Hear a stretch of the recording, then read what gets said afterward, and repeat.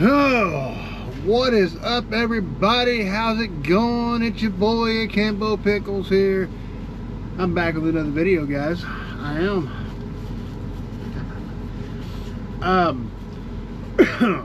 So if you haven't done so already, hit the like and subscribe button. I really appreciate it. It helps out the channel quite a bit, and gives me kind of an insight of who's watching, who's not watching. Make sure you're commenting in the comment section if you got a question about anything. Oh, excuse me, if you're a troll, just go ahead and leave. I will not be commenting on any more trolls or any more posts by trolls or anybody trying to say that they drove over 1,100 miles in a day, which I know that ain't true, at least not legally anyways. So American Truck Sim trolls, man, I'm telling you, it is what it is. So anyways,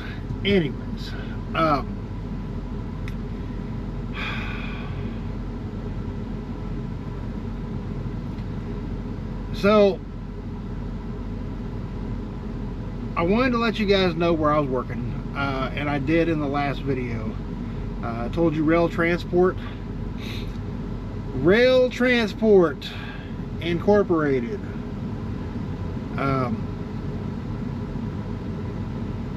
Based out of Wisconsin, right? That's where they're from. So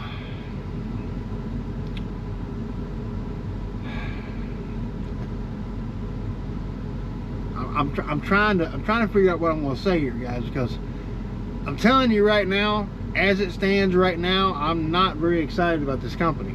I'm really not. I've been working for it for 2 months as a company driver, and I'm telling you right now, if you want to work for this company, do not come over here and work for this company. Do not come to ROEHL Transport. You won't like it. Not as a company driver anyways. I don't know about the owner-operator side. I haven't been over on that side yet, and I probably won't ever be over on that side. I'm getting offers like NonStop Offers from Schneider and JB Hunt to come back out on the road with them.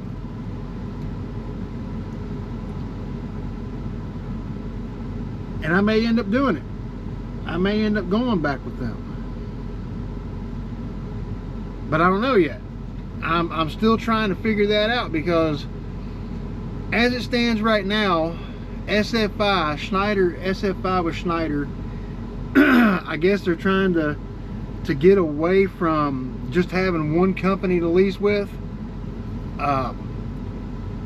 Because SFI, I mean, don't get me wrong, SFI is a great company, but the problem is, it's too damn expensive. Like, between the truck and the insurance and all the extra stuff that you got to pay every week, it's like $1,600. It's $1,600 a week, not a month, a week, mind you. And that's just too much, man. And now if the truck payment was like, they could do it for $500 a week, maximum probably about $700 a week. $700 a week, I can do that. I can do that. I can swing a $700 truck payment a week. That's let's see, 14. That's $2,800 a month. That's not bad. It's better than $4,400 a month. It's doable. I mean, but it's crazy. Like, you're paying almost $8 grand a month between truck payment and insurance and all the extras that you have, have to get to be a successful lease slash owner operator. A lot of people are saying that lease operators are not owner operators. Let me tell you something. If you're working as a lease purchase driver, you are an owner operator. Now, if it's just a regular lease driver, like say with Prime or well, Prime is a pretty good example. Lease operator with Prime, you're not going to own that truck. Now, you can go and you can buy your own truck. You can actually purchase your own truck from their leasing company, but you got to put like $5,000 down, and That's crazy, right? I mean, yeah, it might be worth it in the long run, but are you going to be making the same damn truck payments every week? Or is it monthly after that? I don't know. Plus, I don't think, some of these companies don't want you to buy the truck outright. Like, if you have the money to buy the truck, some of these companies do not want to let you buy the truck outright. And it's ridiculous. It really is ridiculous. But it is what it is, right? And I understand why they do that. They don't want you buying the truck outright, because if you want you to buy the truck outright, you're not paying all that glorified interest and that balloon payment at the end. Well, you're probably going to end up still paying the balloon payment, but it's going to be like added in, factored in. And a lot of companies don't want you to do it.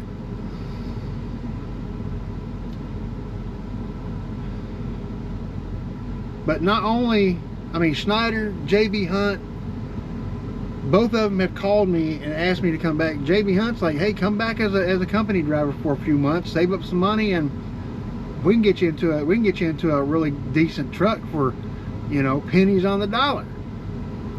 I'm thinking to myself, I mean, it sounds good in theory, but what am I going to get myself into? What kind of truck am I going to get? You know, what kind of truck am I going to get for pennies on the dollar? Is it going to be another RE Garrison truck where you got to be afraid if there's roaches in the truck? Oh yeah, RE Garrison trucks, they've got some really nice ones, depending on what you want, but they've also got some that it looked like somebody lived in it and just did not give a shit, and probably took a shit several times in that truck, many times in that truck, and didn't clean it, didn't wash it, didn't do anything with this truck. Then you got the roach infested trucks. Oh yeah, Garrison had some roach infested trucks, and I'm gonna put them on blast about it, because a lot of people don't realize that these companies, and they're making you pay almost, they're making you pay full price for a used truck that had roaches in it. Why? Because they changed out all the interior, and then the guy I talked to said he's found one bug. The whole time he was in the truck, he's found a bug. Seriously, you found a roach in the truck, man, you better bomb that sucker. I'm telling you right now, you better get rid of them, because I'm telling you, once you get them, you can't get rid of them. They're, well, roaches. A lot of people don't understand that.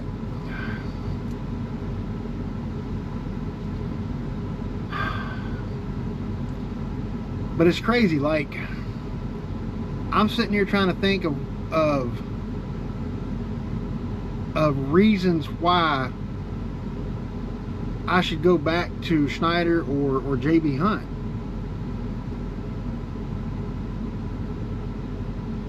And I come up with all these different reasons why I should go back as a owner operator. Right now I'm a company driver, and I hate it. I absolutely hate being a company driver. I mean, don't get me wrong, I'm making a little bit of money. It's not a whole lot of money, but it's a little bit of money, and it's about the same as I was making as an owner operator, basically. You know, I mean, give or take a few dollars here or there, but that was paying a $1,600 truck payment every week. When I say a $1,600 truck payment, guys, I mean between the truck payment and the insurance and all that, it was about $1,600 a week over there at SFI. And I didn't miss a payment. Like, I was always, my payments were always on time. Always. Never missed a payment. And if I ever had a problem, they knew what to do. They knew what to do. And that's what I liked about it. But I stressed out all the time trying to make those damn payments.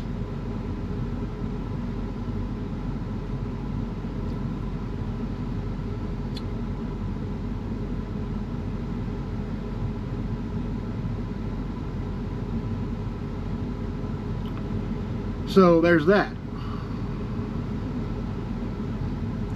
And now I'm over here at ROEHL Transport, and I'm like, what the hell? Because, you know, as a company driver, I understand you have to deal with a lot of the company politics, and the company politics are, you know, don't use yard move to move from one yard to the other. Like, if the yard is a half a mile down the road to the other yard, and you're trying to do a 30-minute break, you only got two options, really. You either do the 30-minute break sitting there, if that's what you're doing, and go off yard move and then move down there and go back on the yard move when you get into the other yard. And you might not even be able to do that, because they're gonna be like, well, you're not still at that company's yard.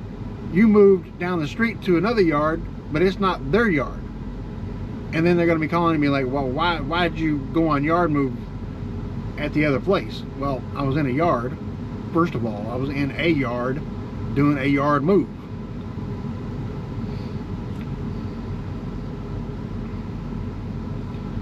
Or personal conveyance.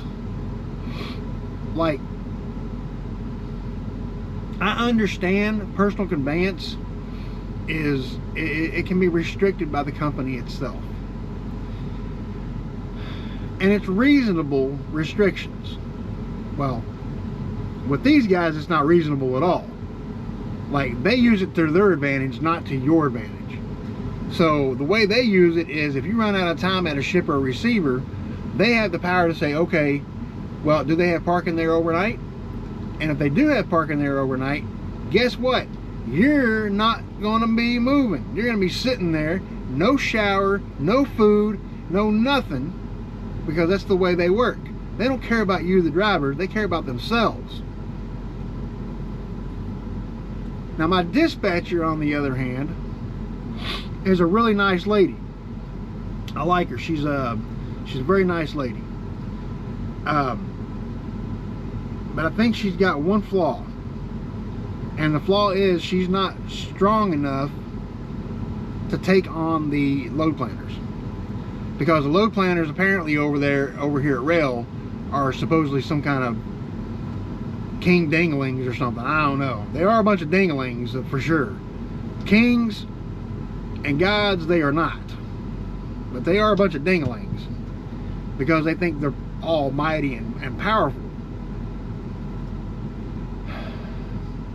And it's really, really annoying, because they put a lot of pressure on the dispatchers, and the dispatchers put the pressure on the drivers. Like, I got a message today. Let me take a look at this message here real quick, and I can tell you exactly what I'm talking about. Your inbox. So the message was, now this was the message that I received at 9:03. So last night, before I shut down, I actually moved from the staging area where I was supposed to be at down to a dirt yard. And the subject was this: driving off of hard surfaces, remember, when you are at a customer at a parking facility, do not, and they stress, do not drive off the hard surface. We have had vehicles that have had to be towed due to severe damage to the engine, and vehicles towed that sunk in the wet grass or yard area. Use, assess, and assure, and goal to maneuver safely. If you have questions or need help, please contact your fleet manager. More information is available at the My ROEHL app news hub. How did they know that I went off the main road? How do they know? And I know this was directed at me. It wasn't directed to the rest of the fleet. It was directed at me. How did they know that I had actually moved off the hard surface? How'd they know? Were they watching the camera? They are watching the cameras. And that right there, my friends, is a violation of privacy.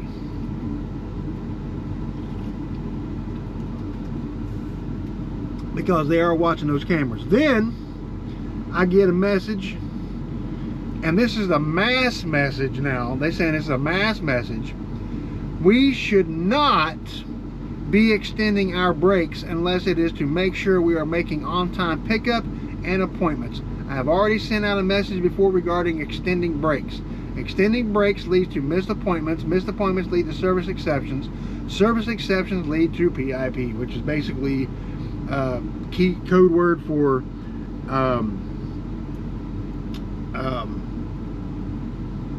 putting you basically in timeout.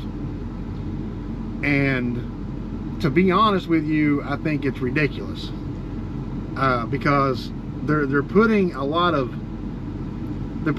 pressure on people, and there's no need for it. Like, there's no need for it whatsoever. And I disagree with everything they just said. Everything. Even that point right there. Some of these drop yards are dirt lots with big ass craters in them.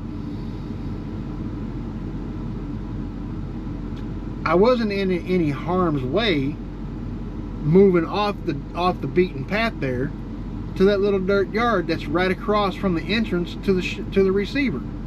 I wasn't in any kind of danger of getting stuck there. I can tell you that right now. So I don't know. It's ridiculous crap, and that's 2 messages in one day. And then on top of that, they send me down to Kissimmee, Florida, and I get down there. According to my calculations, I had an hour and a half. I would have had an hour and a half left of drive time remaining, or not drive time remaining, but an hour and a half left on my 8-hour clock. My 8-hour clock for the 30-minute break. I would have had an hour and a half left.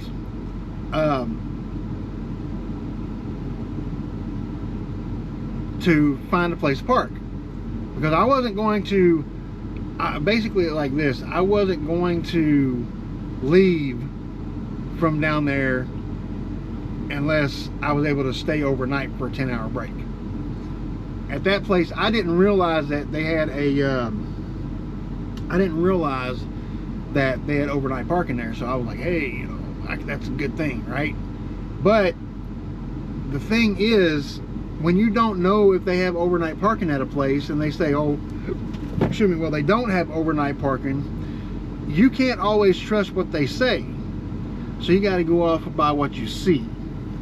And when you go down there to a shipper receiver and you ask them, do they have overnight parking? And they say yes or no, that actually, you know, it actually gives you an idea of, okay, well, I can tell the next person that they can park there. I didn't have that opportunity with the receiver that I went to. So I'm going down through Kissimmee, and you know, there's stoplights and stop signs and traffic galore, people going to Orlando and all this other crap, and they always send you down the road. Their GPS always sends you down the wrong road, the absolute wrong road. It sends you down a way that is known for its traffic and stoplights and everything, and it's just horrible traffic. It really is. I could have avoided all that by just going around. But they want you to follow their GPS. And I'm telling you right now, Cohammer is freaking horrible. It's like a cross between Copilot and Hammer. It's the most god-awful GPS in the world.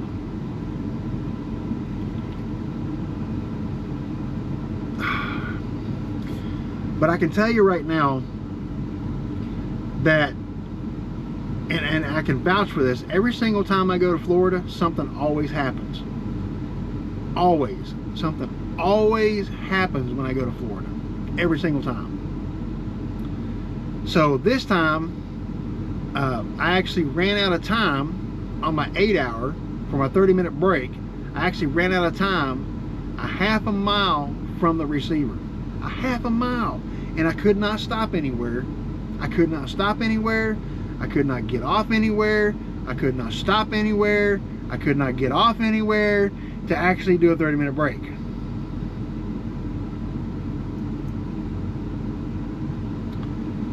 So there's that.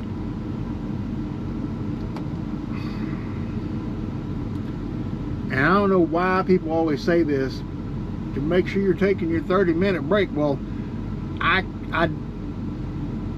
didn't realize it's gonna be this bad. It's been like 3 years since I've been down to Kissimmee, and there's a reason for that. Because the last time I was down there, I violated my 14-hour clock trying to get out of Florida.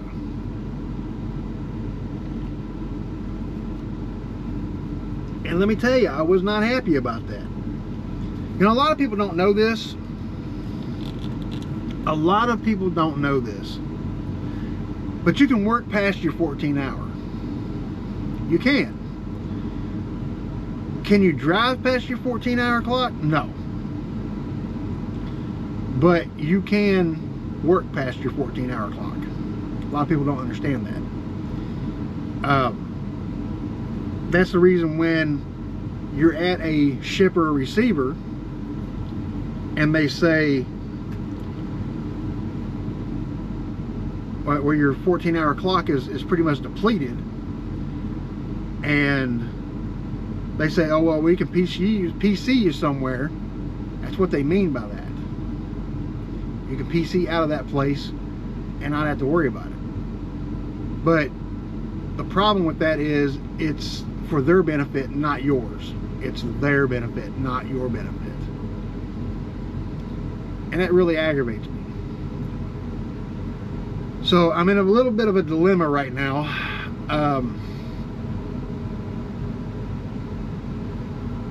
On what I want to do. Because I can always save up a little bit more money and possibly work with the SFI or whatever company Schneider's talking about, because apparently,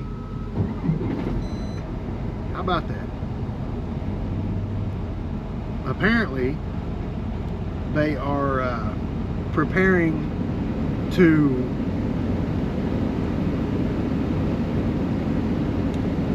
work with other companies, other lease companies, to get drivers rolling. So we'll see. We'll see.